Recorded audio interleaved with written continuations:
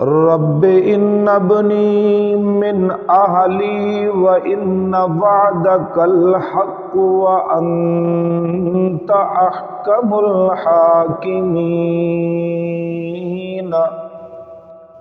اللہ کے پاک نبی سیدنا نوح علیہ السلام اپنے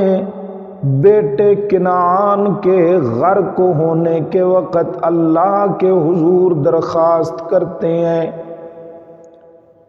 اور عرض کرتے ہیں رب ان ابنی من اہلی، اے میرے پالنہار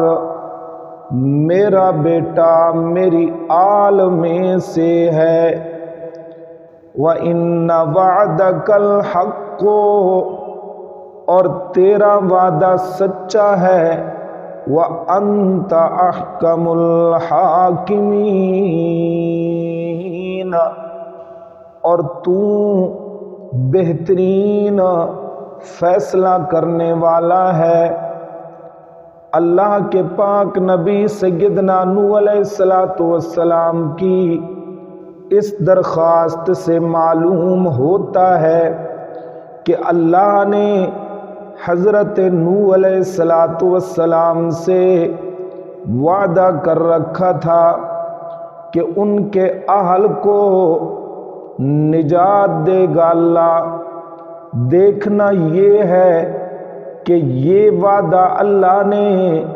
ان سے کب اور کہاں کیا تھا۔ اس بات کو سمجھنے کے لیے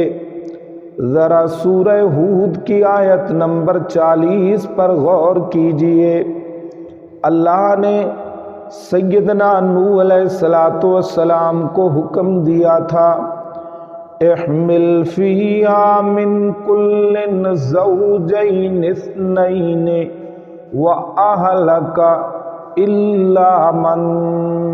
سَبَقَ عَلَيْهِ الْقَوْلُ، کشتی میں ہر جاندار کا ایک ایک جوڑا سوار کر لیجئے اور اپنے گھر والوں کو بھی سوار کر لیجئے، مگر تمہارے گھر والوں میں سے وہ سوار نہیں ہوں گے جن پر پہلے حکم آ چکا ہے۔ اس حکم کا ذکر اللہ نے سورہ ہود کی آیت نمبر 37 میں کیا ہے۔ اللہ فرماتے ہیں وَلَا تُخَاطِبْنِي فِي الَّذِينَ ظَلَمُوا إِنَّهُمْ مغرقون، جو لوگ ظالم ہیں ان کے بارے میں مجھ سے بات نہ کرنا میرے پیغمبر، کیونکہ وہ لازماً غرق کر دیے جائیں گے۔ حضرت نوح علیہ السلام نے اپنی بیوی کے مشرکانہ عقائد و اعمال کی بنا پر اس بات سے مایوس ہو چکے تھے کہ وہ شرک و کفر چھوڑ کر صرف اللہ کی الوہیت و معبودیت پر ایمان لائے۔ اس لیے الا من سبق علیہ القول کہ استثناء کا مصداق صرف بیوی کو سمجھ بیٹھے اور بیٹے کو کشتی میں بھی بٹھانے کی دعوت دی، بیٹھنے کی دعوت دی۔ یا بنی ارکب معنا،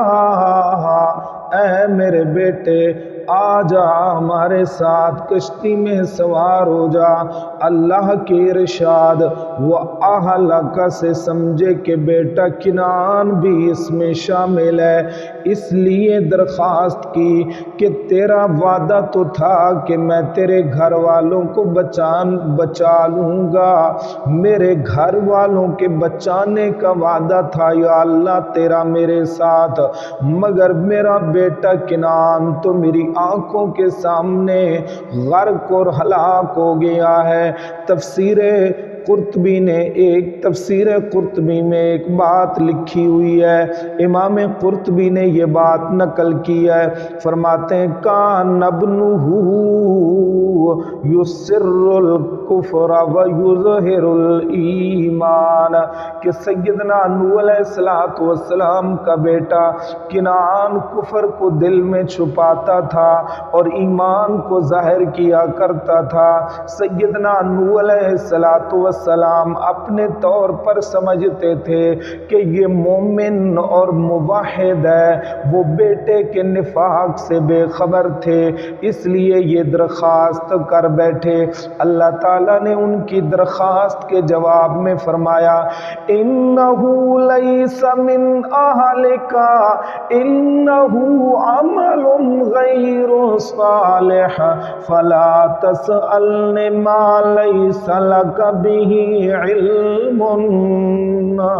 إِنِّي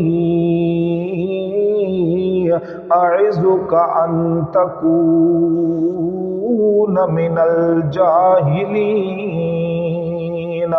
تیرا بیٹا تیری آل میں سے نہیں ہے کیونکہ اس کے عمل اچھے نہیں ہیں، بد کردار ہے، پس تم سوال مت کرو اس چیز کے بارے میں جس کی حقیقت کا تمہیں علم نہیں۔ میں تم کو نصیحت کرتا ہوں کہ نادان نہ بنو۔